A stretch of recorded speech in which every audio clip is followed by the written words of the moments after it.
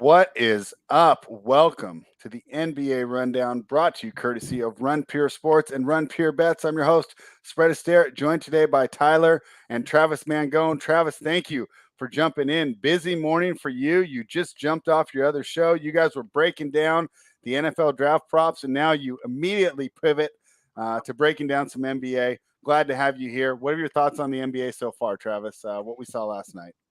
Yeah, if you want to, find out what I'm doing there, go to the Run Pure Sports channel, check out that draft stuff, talked with Bruce. It was a good time. I'm going to try and tweet out what I bet so far. Some lines have moved, some haven't, so I'll try and tweet that out after the show. My gym time has been messed up, but that's okay. I'll do anything for Spread Astaire. Happy to be here early. I should take some quick L's. Like, can I just do that now? Because I had some bad L's when I victory lap on people. I need to take some quick L's, so we can rummage through those real quick. Spread. It's a good time, but. The Nets didn't work out. I will say I haven't made too many finals bets yet spread. So I have the Memphis to 75-1 to win. So that's a nice one I've been sitting on. Now, of course, it's a 75-1. I still have some bets I can wager.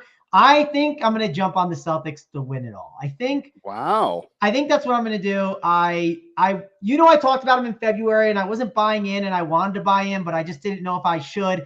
I think the best way to wager it is probably going to be each series, just whatever money I bet, right? So let's say I have the Celtics, let's say I get them at plus money against the Bucks, or if I get them at even money, I put $100 on that. Then the next one, whatever I won there, I'm going to put it on the next series. And then I'm going to put it on the next series. I think that's the better way to bet it.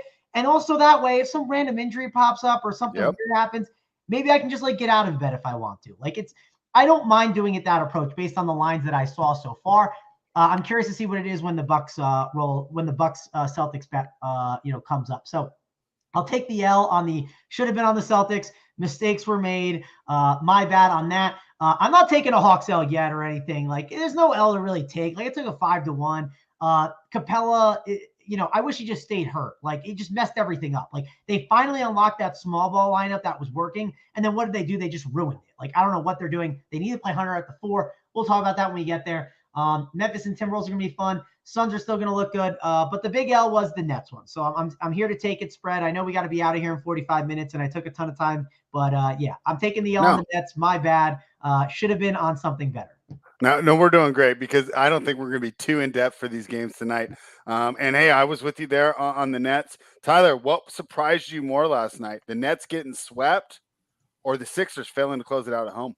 I mean, the Sixers failing to close it out. I mean, their role players look bad. They just look like a bad overall team. You got Joel Embiid blaming his teammates again. I mean, I know it's never happened, Spread, but this might be looking like the first team to blow a 3-0 lead. I mean, you get the 3-0 lead. Your star's now hurt. You really don't have the go-to guy behind them. Harden's a shell of himself. They could blow it here. I think there's a legitimate chance they could blow it. It reminds me of the one in baseball, Travis. And this, I don't know how old you guys were then, but in 2004 or whatever, it's 3-0. The Red Sox have this amazing comeback, and my buddy calls me, "Did you see that?" And I go, "Doesn't matter. They're down 3-1. They're not going to win." And that's the first time it's ever happened in the baseball series. So I wonder if that happens as a Mets fan who actually sort of is 50% Met fan, 50% I just hate the damn Yankees. Yeah. I loved every second of it. That was the series. I was 13 or 14, and let me tell you, I was living life large, making fun of all the Yankee fans when I went to school the next day. It was a great time, so I remember it very well, Spread. Yeah, and hey, couldn't happen to a better teammate, right? If Joel Embiid happens to do it, right? I mean, it's boy, most team leaders, hey, it's on me, right? Not him. It's never his fault when they lose. So I would love to see the meltdown. I really think the Sixers end up closing it, but I'm here for the Doc Rivers blows the 3-0 lead with the Harden blows the 3-0 lead content. I'm here for it. There's too much value for it, it not to happen to be funny for me. And also I'd like a game 7. You know where I'd like a game 7? More DFS slates and more DFS slates for Tyler to really have big nights on. Congrats the other night on a pretty big night. He won $3K. So wanted to mention that as well. He had a good team. I told him to send it to me so I could look at it. And it was definitely a team that I really liked. So congrats again to Tyler. Yeah, and so we're going to be, of course, getting into that tonight. But, hey, I mean, Elon Musk buys Twitter, and then what the perfect night for Kyrie and KD to go out. I mean, they were loving it on Twitter last night. I mean, I couldn't refresh my feed fast enough. Everybody had takes that they wanted to get off, and then of course Kyrie doubled down and said, "Hey, I'm here to run the franchise. I'll be working with the owners, make sure we get this franchise on the right track." And we're like, "Okay, buddy, thanks a lot. I love the self-awareness there from the Brooklyn Nets." So that was a lot of fun last night. But let's get into tonight. Our first game, the Atlanta Hawks are in Miami taking on the Heat. And my only regret, Tyler, is that I played it already because the line moved against me, and I don't get it. I don't get who's betting the Hawks here at this number. This should have been a sweep. Miami had a 13-point lead in the third quarter of Game 3. They utterly dominated Game 4. They have no answer for Jimmy Butler. They switch too easily. They move Hunter off him. And to give you some credit there, Mangone, a lot of you said, well, if John Collins is healthy, I like him. Well, it's like, yeah, he's in the lineup, but he's not healthy. And you can see it especially on the defensive end. And that means a lot to a team that has too many one-way players to begin with. I really like the Miami Heat here. Travis, I know that you were higher on Atlanta going into this series. Have what you've seen changed your mind, or are you going to stick with the Hawks here? The worst part is I don't feel like I got a fair chance, right? I feel like I have just Capella hurt, Collins hurt. I think the best way for them to win is you got to put Hunter at the 4. I don't care who plays the 5. You want to put Collins, Capella, Okongwu, I don't care who's there, but put Hunter at the 4. The reason why you need Hunter at the 4 is you need Trae Young. He's obviously has issues with this matchup, which is when you need Bogdanovich rising up. You need Herter rising up, which Herter, I don't know what he's doing. He's chasing dudes around and just fouling ridiculously on 3-pointers like an idiot. DeLon Wright needs to play more as well. I just don't think it's that hard to figure this out, but McMillan is somehow messing it up. So at the 5-1, I still liked it. I thought it was fine, but they're just clearly there's coaching. Sometimes we might make mistakes on this. And I just should have realized McMillan's an idiot. I thought he finally unlocked it and he'd be fine and be able to get the job done. And yeah, he's just a moron. It just goes back to what isn't going to work. The double big man lineup at the top. Yes, did it work last year? Was it your best lineup? Yes, it was. But you have two dudes who are probably not that healthy. And on top of it not being healthy, it's not the best matchup for it, especially when there's no Kyle Lowry. With no Kyle Lowry, you should be able to exploit some of those other guards. You should be able to they're going to go smaller and put PJ at the 4, and you're not going to be able to have Lowry switching where you can attack a Max Struss or a Gabe Vincent. You can pick one of them. You could attack Tyler Hero. There's just guys that you can go after instead if you would like to. So, yeah, it's just very frustrating. And yes, I understand those are not guys you're just attacking they're Maxi Kleber, or not Maxi Kleber, Davis Bertans, who was being attacked on the Mavs at times. But it's you're not attacking Kyle Lowry. You know what I mean? He's not able to switch and be there, where there are just favorable matchups right now within that small ball lineup that you can take advantage of, and they're just not taking advantage of it. I don't know what they're doing. So I don't feel great about the Hawks getting the job done here tonight. It will be a tough task. If they get the job done, will I be happy? Yeah, of course. I'll be happy. It'll be fun to watch. We'll get another playoff series. I don't know if Scott Foster is going to be, trying to extend another series tonight. It would be nice if he showed up. He did his best. What? He did his best. He tried harder than Kyrie. No, Spreads Lookalike is the head ref for this game. Oh, don't give me that. You guys are already needling me. It's 9:09 in the morning here on the West Coast. Unbelievable. Well, the extender, he did try his best. I want to agree with you guys on that. He did what he could, but hey, if KD shoots 2 for 10 from 3, and misses 2 big threes at the end, what are you going to do? So I mean, they fed all the free throws to Claxton too. Yeah, Western brick them all. That is true. Yeah. Oh man, the Claxton, that foul on Tatum was can we talk about how horrendous that was? It was so bad. That's why I said he tried his hardest. Oh, he definitely did. It was funny. I showed one of my roommates that he's doesn't watch games all the time and stuff. So I was showing. He's like, that was a foul. It's yeah, that was a foul. It's how? It was just it was. And then I showed him the Blake Griffin Horford one after, and he was just aren't they just fighting for the ball? I was yes, that's what they're doing. Yeah, the Horford one was bad too. Yeah. Yeah, it was. Really bad. But will you guys stop with this? Jay Reed's piling on too. Unbelievable.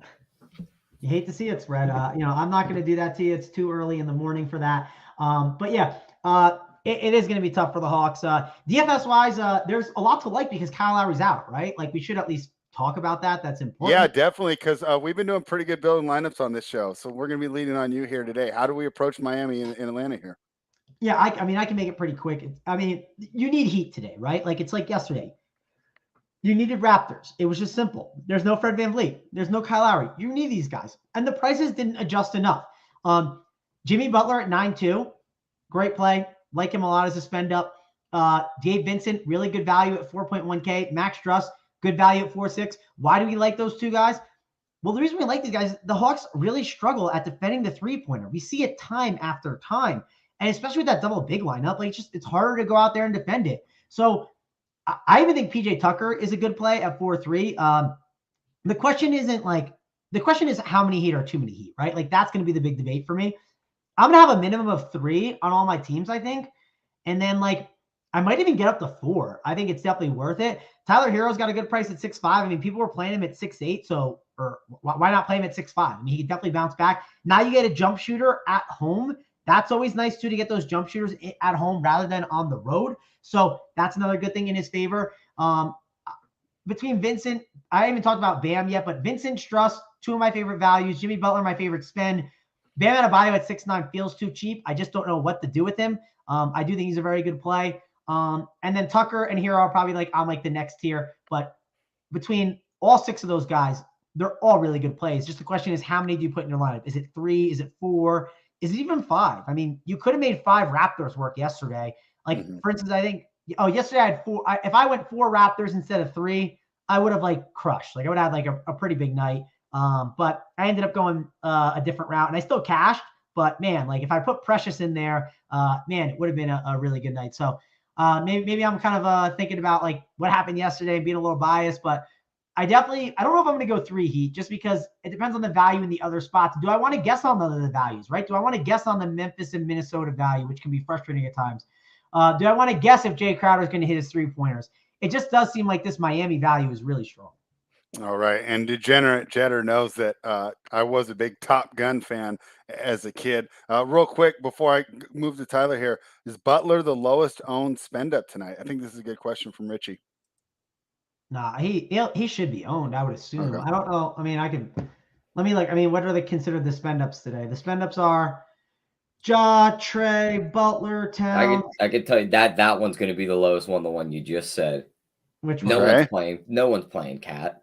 Oh yeah, I'm not playing Cat. I mean, like I can go Ayton, I can go Bam. Like I think Bam's getting ownership. Is there like a cheap center? That's like the thing I was wondering because I looked at this a little bit last night. Like I think J-Val like even better at his. The thing that sucks is there's like no like cheap center that like I mean it just seemed like you're gonna be. What do you mean by cheap? Like a 3 or 4K one. Like there's JaVale McGee, there's like Xavier Tillman. If Tillman somehow starts to get run, I know he started at times, but he hasn't been great when he's been out there. I mean, he's just kind of soaked up some usage. And Brandon Clark is like too expensive now too. He's at like Brandon Clark is what 5? He's 5'9". He's $1,000. He's $100 less than Jaren Jackson Jr. Yeah, on DK. Yeah, I mean the problem is Jaren Jackson Jr. Like good luck with his fouling situation. He's just he can't keep himself out of foul trouble. He's so overrated. I'm so over him. I think he's not that good, but yeah.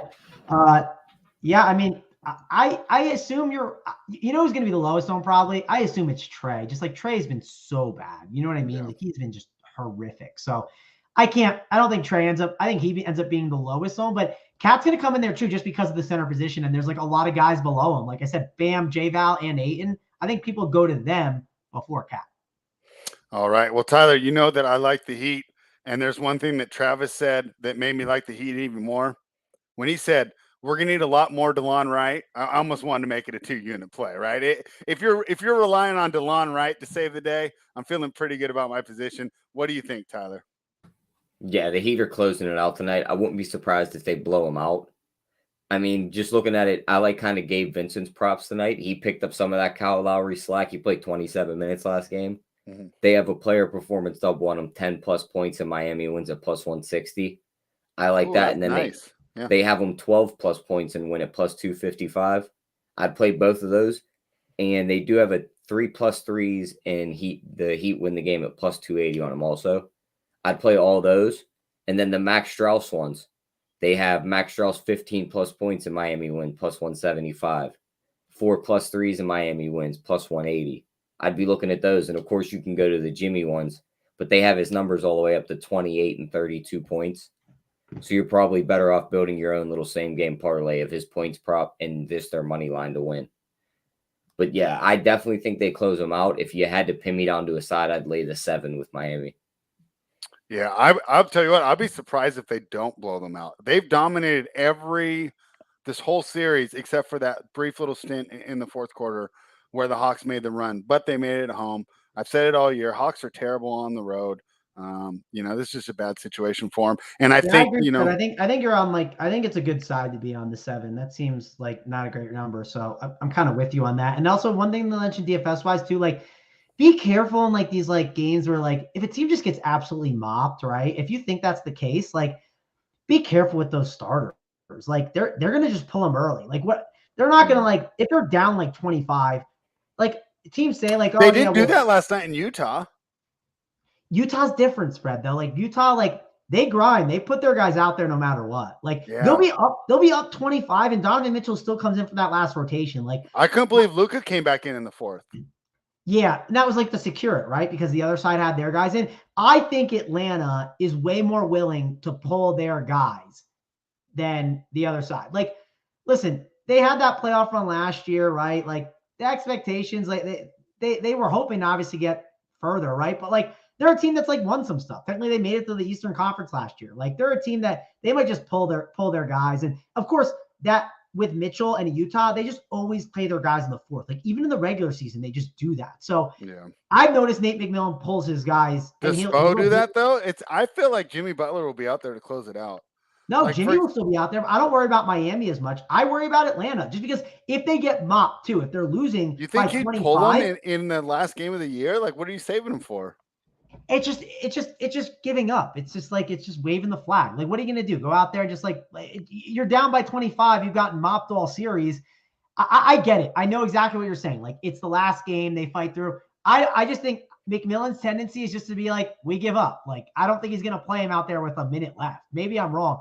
I do think you might see better minutes from these guys. But the thing is, I don't know. Do you think it happens? We say this about Mike Malone. He's gonna finally play his guys minutes, and he just still plays a bunch of guys.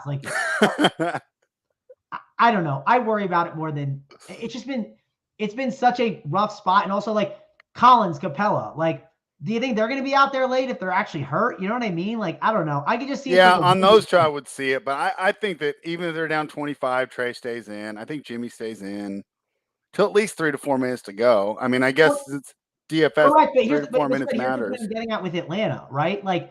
If they're down 25, all of them busted and were awful. You know what I'm saying? So that's why if you're playing that script, I just have more concerns about it. Do I have to run it back? I was just listening to you, and I just threw a bunch of heat in the lineup right now. And, of course, I'll switch it as we get to the other games. But do I even have to put a Hawk in there? Because I don't want to. I don't think you have to. But if I do put one in, my first guy in is DeLon Wright. And also, if I do put one in, I'm putting in a cheap guy. I'm not putting in Bogdanovich. I'm not putting in Trae Young. I'm making sure it's a cheap guy. That's it. And that's why I think DeLon Wright could make sense as the cheap guy to just put in there. Because I'm loving all this DeLon Wright talk. There's nothing better than placing a Miami Heat bet and then hearing this much DeLon Wright. I think DeLon Wright is key for them if they want to win games right now. Because you need to have ball handlers. It's the Raptors. The reason why Thad Young made sense is you don't just these big stiffs out there. You got dudes that can actually ball handle. And when you make switches, you can take advantage of them. That's why Thad Young made sense. And that's why Thad Young was successful in the plus minus department last night. That's why I think they need DeLon Wright out there more. As crazy as it sounds, Fred, you need DeLon Wright. Unbelievable. And the fact the Kings traded him for Tristan Thompson, who was a minus 50-something in the 2 playing games or something. Tyler, anything more from this one before we move on? No, that's pretty much it for me on this game. I mean, I think this one's just going to be pretty much easy pickings for Miami. Yeah, I mean, I hate to sound like an elementary school teacher today, but I'm feeling chalky, man, especially in this next game too. Memphis Grizzlies, Minnesota Timberwolves. A lot of talk about the officiating on Twitter, in the NBA media, and of course on this show. And the Timberwolves were the beneficiary of that in their Game 4 win, where they went to the line 41 times. Memphis only got there 25 times or something, 23. It was a 16-18 free throw discrepancy. Taylor Jenkins made a big fuss about it. We saw that Nick Nurse did that successfully after Game 3 with the Raptors. It does seem to make an effect. I mean, Phil Jackson was a master of it. So you have to think that comes into play. The hometown whistle should be back. Timberwolves, hey, I love them. I love Anthony Edwards a lot. Towns is interesting, talented guy here. But I'll tell you what, I think the Memphis Grizzlies just smoke them again tonight too. I don't know, and I do like taking dogs here, especially in the playoffs. Especially if you've been following me along, I've been taking the points in a lot of these games. I'm not doing it here tonight with Minnesota. This is not a team that I trust here. I like the Grizzlies -6. Travis, your thoughts?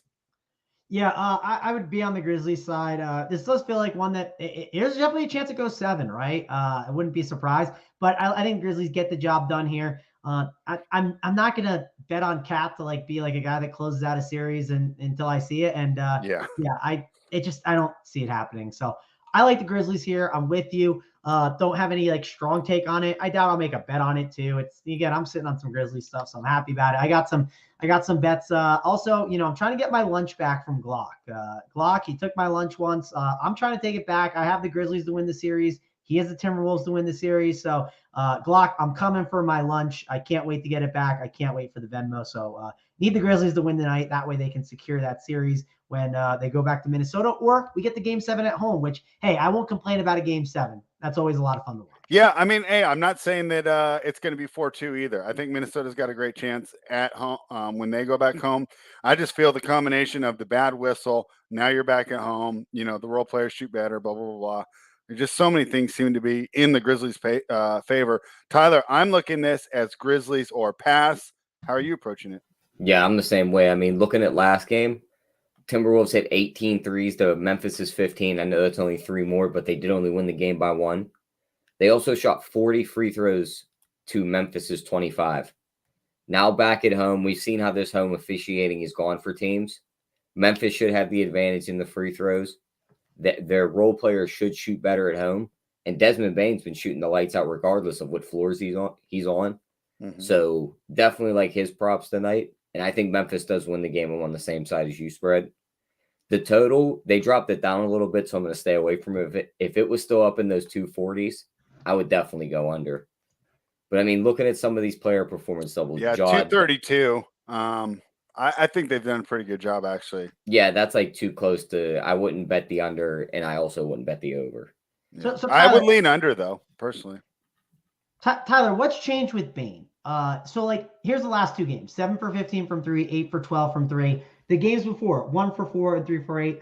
Are they scheming him open? Do you think it's going to continue? Is it just variance and he's just firing and because they're going in, he just keeps firing and maybe if he misses to start out the game, it gets worse? Because I like him at 6'8" in DFS. I think it's the main guys I'm keying in on from the Memphis side are Ja Morant at the top is a good option, obviously. I think Bane and Brooks are my favorite mid-tier guys. And then I don't know if I can stomach Brandon Clark at 5'9", but I understand if you want to go back to him. I don't think it's the worst idea, but I'm trying to figure out if it's Bane or Brooks. I mean, 6'8" versus 5'8" is a big difference in price. Obviously, positions are different too with it being shooting guard. It sounds like I like a lot of guards today, so maybe the forward spot makes more sense for Dylan Brooks over a Bane for the 1K savings.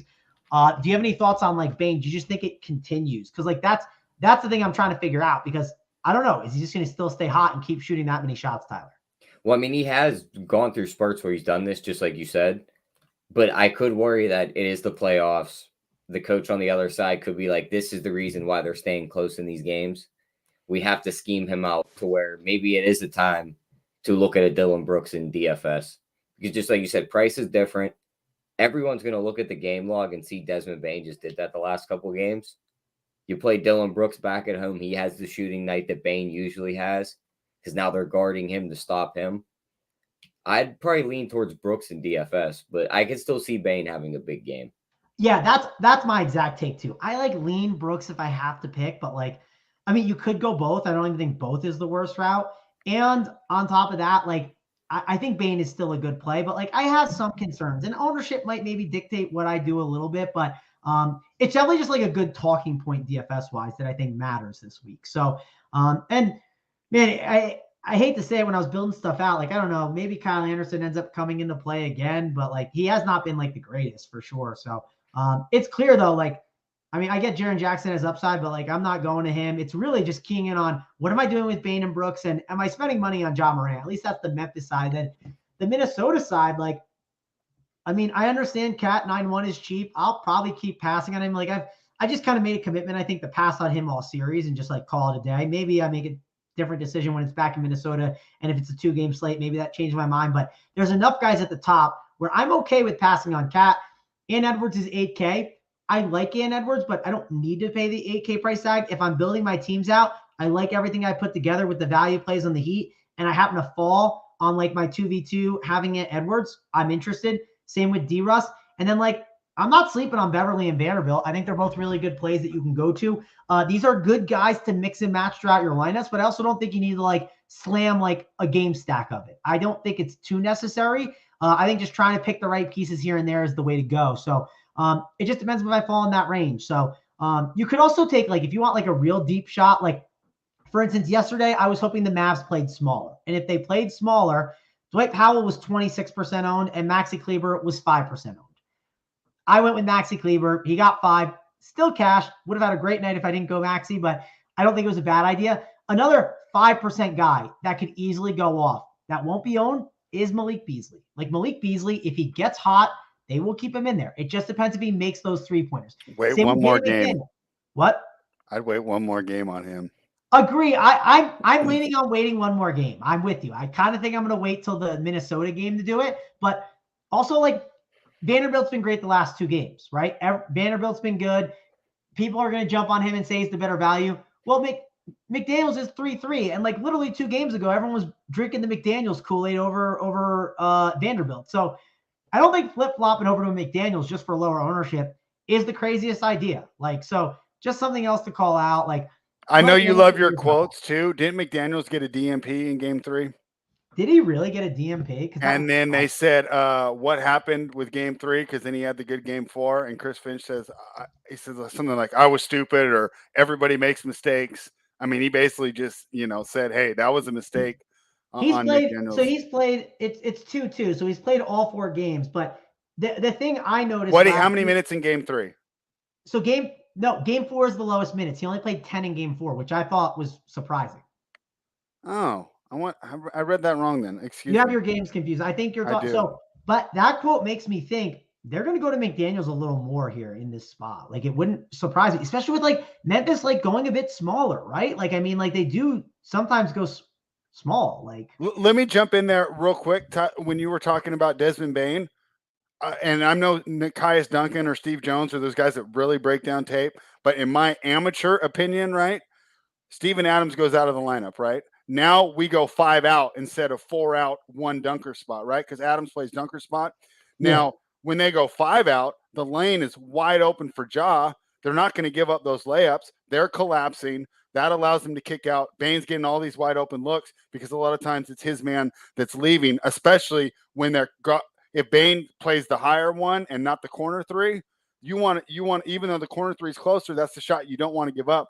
Corners are staying home. The guys are collapsing from the middle. That's giving Bane a lot of those options around the higher part of the arc to go ahead and get those looks. And we know one thing about John Morant. He's a great playmaker. He can finish at the rim, but when they collapse, he's a great passer as well. I think that's a lot to do with it. And I mean, I don't have the numbers in front of me, but my guess would be Ja assisted on probably like half of those. But that's why I hate Vanderbilt, like in this lineup with like Cat, because like it feels a little too slow. Like that's why I like the McDaniels route way more. Like, and the problem with Vanderbilt, I believe, is that even though he is great defensively and he helps make up for some Cat's deficiencies, he's such a net negative on offense. When I talk about being able to leave those guys, I'm leaving him all day. So now, I mean, this is where regular season doesn't matter as much, but in the playoffs, when you have these offensive net negatives, these defensive specialists, you can't necessarily get away with it because now I can double team with freedom right off that man. And I think that's the issue they're having with Vanderbilt. I would love to know what the numbers are on like how Vanderbilt's been in the series, like plus minus wise versus like McDaniels. Like I don't have it up in front of me and I could look it up later, but I'll pull it up right now. But just off the top of my head, just from watching, this is all eye test. I would say they're not very good. I would say McDaniels is better than Vanderbilt. Like, and this is a series I haven't actually been able to watch as much as some of the other ones. So they just like fallen on like nights where like I've been out or just like, maybe I've got like lost interest in the game or watching another one. So yeah, I definitely haven't been able to watch this one as much, but it's felt like from like, just looking at like on Gamecast and stuff like that, whenever I've watched the games, I feel like McDaniels has looked better than Vanderbilt personally. But what do you got there, Sprague? Because I'm very curious because I think that's a key. I went to Basketball Reference and I'm not finding it, but we'll do a better job prepping. We started a little earlier today. But for my eye test, I completely agree with you. What do you think, Tyler? Yeah, the Vanderbilt McDaniels take. Yeah. Yeah, I'd probably lean towards Vanderbilt. Played a little bit better. Oh, you like Vanderbilt? We're saying we think McDaniels is better in the lineup there. Yeah, I mean, I think Vanderbilt helps the defense and the rebounding a bit, but I could see McDaniels speeding up their offense. Yeah. I'm gonna pull a bunch of them up now. Let's see if I can get it fast enough. I'm pulling up the game log so I can we can do some quick math here. So Vanderbilt -1 in this one game, and then McDaniels -1. So that's a wash. We got that out the way. Let's go to this next one. We got, let's see, Vanderbilt +5, McDaniels +7. So that is a +2 in McDaniels' favor. All right, let's see. We're going to have one Vanderbilt -7, McDaniels -9. We're dead even going to the last one spread. This is exciting. It's like watching the sausage race at the Brewers game. Yeah, and if you're going back to this one. What do we got? We got McDaniels +19, Vanderbilt -11. That was the 130 to 117 Timberwolves win. So we win at a landslide at the end, but I really think the McDaniels lineups are better. That's what I think. Maybe I end up being wrong on it, but it feels like McDaniels is the way to go over Vanderbilt. And you can play both, right? But I think you want to close out with the McDaniels lineups, and you want to mess with them a little bit sooner.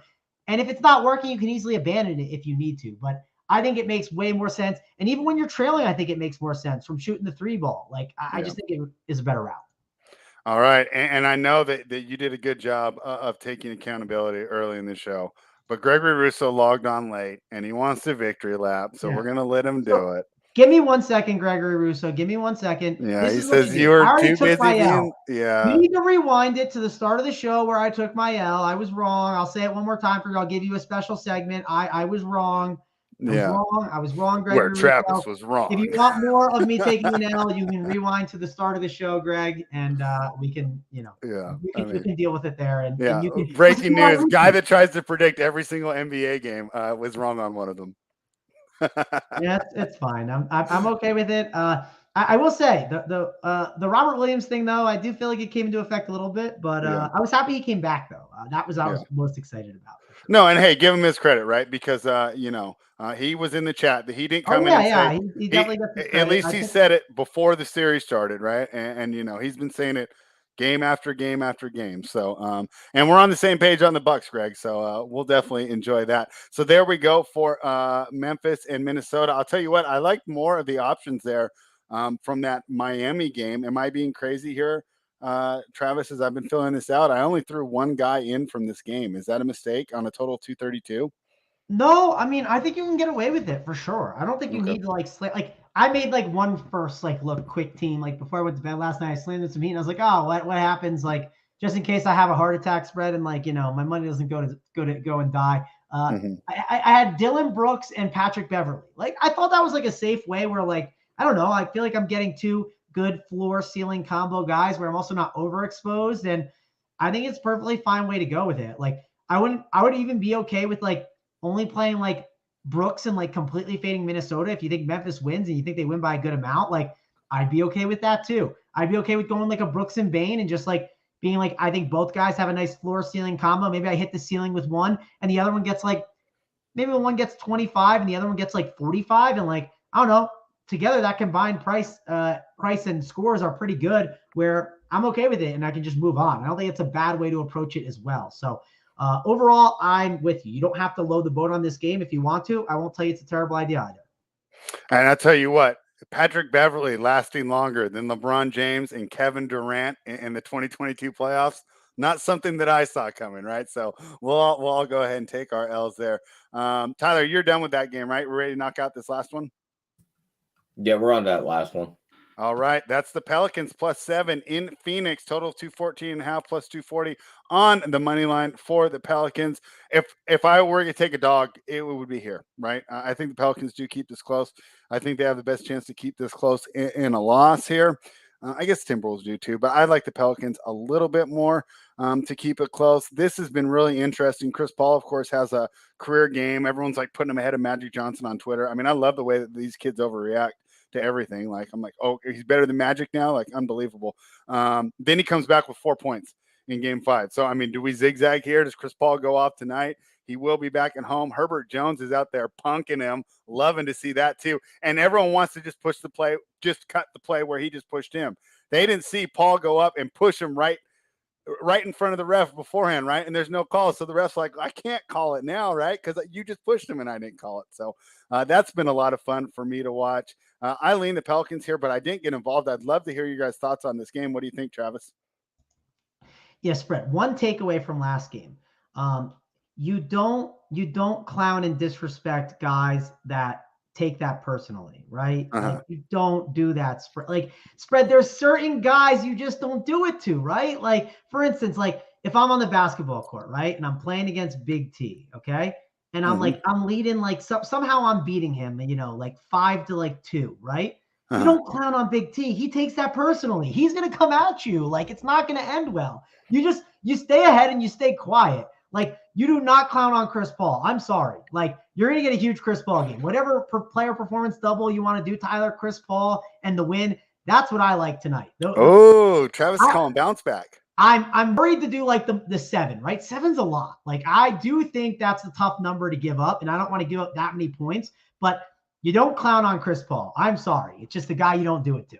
They're back at home now. It's not in New Orleans. Also, New Orleans is a place, a little narrative street. Like, Chris Paul, it's close to home, right? Maybe, who knows what happened? It could just be a dud game.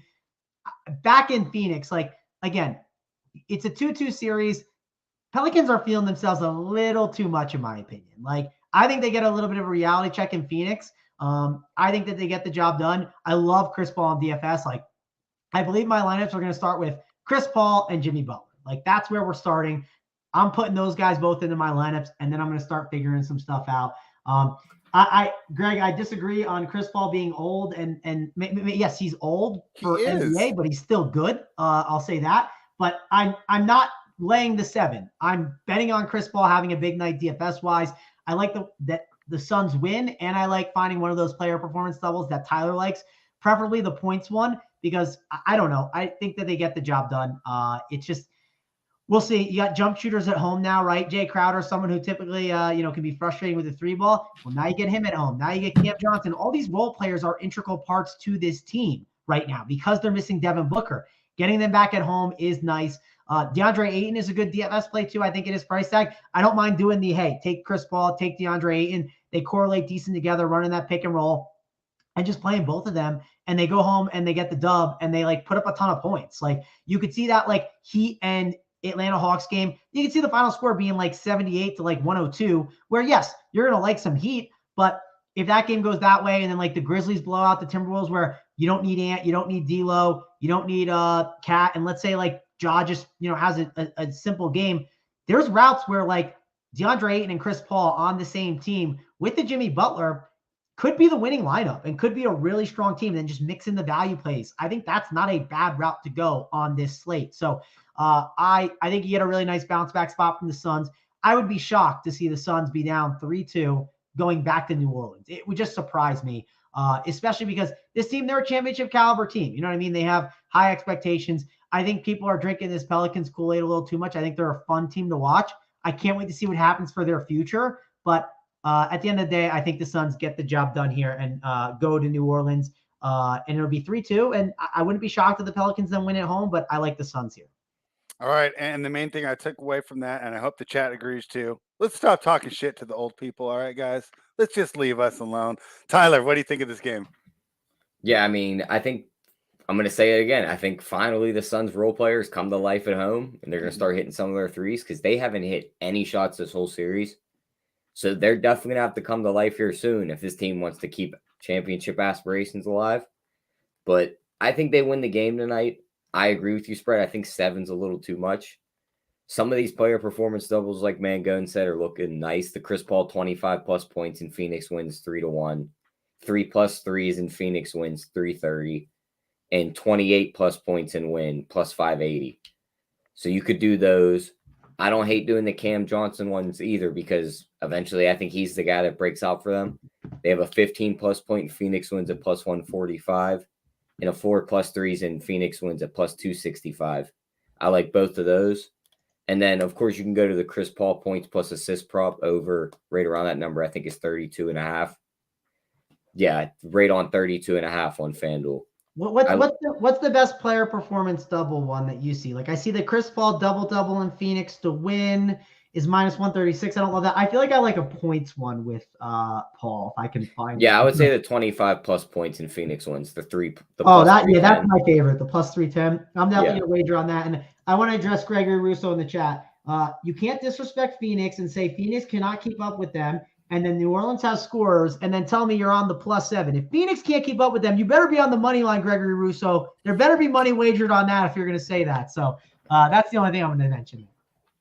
All right. Yeah, I love that. And I'm glad to have everyone here. Oh, nice, lively chat here. We're not talking Gregory Russo. You can't be out here saying that West Coast, I agree they will win this series. Is he saying New Orleans, or is he saying because maybe I read it wrong, but he better be on the Pelicans to win the series. If you say Phoenix can't keep up, that's all I'm going to say. I want to make sure West Coast likes the Pels to win the series. Okay, there we go. I love to hear it. That's awesome to see. I just wanted to make sure because you just can't go and say the one thing and then not wager on it. That's all I'm getting at. But my favorite one that I'm putting a wager on right this second is I like that Chris Paul +310 to get 25 points and the win. That's definitely the player performance double I'm going to be on. All right. That sounds pretty good. So we're going to make a little lineup here. I'll start for a little rundown core. The fun thing about this, Travis, we don't get nuked by news, so people can actually use it. What if I start with the little Max Strus here at 4,600? How do you like that, Travis? I love Max Strus here. So he's going to hit that 3 ball. Also, when the game blows out, he gets that closeout run too, right? They still keep him in there. So there's a little bit of value in that too. So I like Max Strus. I think he'll be on my lineups. I believe I want him at the small forward spot. You can move it around if you need to, but that's where I was putting him at first. But if you have to put him at shooting guard, I don't think that's bad at all. Tyler, who do you like? Who should we add in? We'll add in CP3 for me. I'll take Mangone's spend up. Okay. Yeah, there we go. 9K. All right, Travis, you want to fill us out? You want to give us a guy that you think that should be in the core? I think I'm on Jimmy Buckets. He's just going to close it out, right? At home. He'll get the job done. So Jimmy Buckets gets the job done. So I'm going to put him in. Like I said, I like the Chris Paul, Strus, and CP3 start. What's Tyler got for a 4th spot? You want to do a 4th for us, Tyler? 4th spot. Who are our guys? So far, we've done CP3, Butler, and Strus. That's where we're sitting at right now. Give me Dillon Brooks. All right, I love it. That's great. This is the lineup I got right now. Yeah, I like the Brooks. I like Brooks in there as I think that's a good call. Spread, do you got a guy you want to throw in for the last spot to make it 5? I mean, after all this DeLon Wright talk, can I leave him out at 3,900? It's fine. You don't have to I'm just trying to figure out a way I can afford all these guys, right? So how much money do you have left with 4 spots left? I don't know because I have the full lineup in here right now. So let me take out the other guys I had. You got 17.5, so 5,800 per. Okay, so one thing I really like to do here, I think putting in Gabe Vincent makes a lot of sense here, just because. I was going to ask you like Vincent more than Strus because that was the one. I mean, then Wright. Just queue up the GIF. Why not both? Strus and Vincent. But yeah, I think I like Vincent over Wright. I would put Vincent in there, and then what's your salary left? And we're not going to fill it out, but I'm curious. 57.66. Okay, so then that leads you can just build out a mid-tier team where you can plug in a bunch of guys, or you can do a couple punts and you can grab one more stud and a DeAndre Ayton, right? That definitely, it just gives you a really nice route to go to. So that's definitely I haven't posted a core or anything like that or looked at lineups, but when I was hand building stuff, I really liked that setup. And if you wanted to move off of a Dillon Brooks and go down to a Vanderbilt or a Cam Johnson instead for $1,000, if that gets you from Valanciunas to Ayton or Ant Edwards, or I think that's a good way to go. And Bam Adebayo was there at 6'9". That's a dirt cheap price tag for Bam Adebayo. There's so many really nice routes you can go with that build setup. So that's kind of where I'm at. Did you guys see the news that just came across? No. Zach LaVine enters health and safety protocols. Oh, that line's gonna be 15 now. Yeah. Travis, one more DFS question, and then we'll give out the best bets winners for the people at 4,800. Right? I'm sitting here. Herb Jones or Cam Johnson. Who do you like better? Herb Jones or Cam Johnson? Cam Johnson, I'd say. Getting the role player to home, right? I think that's always my lean when it's close like that. So I'll go with that. And spread. I can't wait for next week because I took the fat L's for the Nets here. I need to come back on Tuesday and fight Gregory Russo and be like, the Suns got it done. They were good enough. So I need a W. So get the job done for me, Phoenix. Get the job done, please. Greg, you better be in the chat, right? If the Pelicans end up blowing this series. So let's go straight to the winners. We will start with you. Greg, we're talking to you. It's also your favorite segment. Best bets. Travis, side total prop. What do you got? Yeah, I know Greg Russo likes this segment, but he's not going to make this bet because I got the Chris Paul plus 310, 25 points, and the Suns take home the W. So, Gregory Russo, you will not probably be taking my best bet, but that's okay. If you want to ride with me, if you're on the team Suns, I think that's the best way to bet it to get the best value. So that's how I'm taking the approach. Tyler, what do you got for us? Give me the Heat -7. I think they blow them out. All right. I was going to take the Heat -7, but I'll take the Grizzlies -6. I think it's a chalky day. I'm all over that chalkboard. And hey, he says that he'll take the L too, like you did at the beginning of the show. So bunch of classy people here at runpuresports.com. Promo code GetBets. Make sure you join it. Tyler, do you have the home run parlay queued up for us? I don't, because they don't have a lot of these lines up yet. I'm still waiting on a couple of these guys, so you'll have to wait for the Discord. Yeah, sorry guys, because we did have to start the show earlier, but remember all of Tyler's plays. So he does the home run parlay from the show, and then as the night's going on, he'll give single same game parlays out too. So it's not just that one that spans all 3 games. He's also giving out different same game parlays. Been quite successful. Definitely been enjoying it, dude. I mean, even the taxpayers of your county are enjoying it once the IRS saw how much you won. So great job there. Travis, you want to let everyone know about the great content at Run Pure Sports for the rest of the week? Yeah, I'm on the morning show Wednesday, Thursday, Friday. We're doing we just did a draft one today. So if you want to check out some draft stuff, it's on there now, already up. Wednesday, I'm building out my golf player pool with hoops, so that'll be fun. Then we're doing Thursday, we're doing MLB baseball for during the day. And then Friday, Jace, who's going to come on? We're talking about what draft picks happen, team needs, how they look just after the first round. That'll be a fun time. And then we got Swing for the Fence show today for a big MLB contest. We got the Strokes Game PGA show at 8:30. We got a golf show tomorrow night too, as well, with Big T, Tambo, Uncle T. We on the Run Pure Bets channel. We'll be on here too tomorrow talking golf. It'll be me, Dunkel, Allie, Snyder, and Uncle T breaking it all down. So lots of content over here at Run Pure Sports and Run Pure Bets.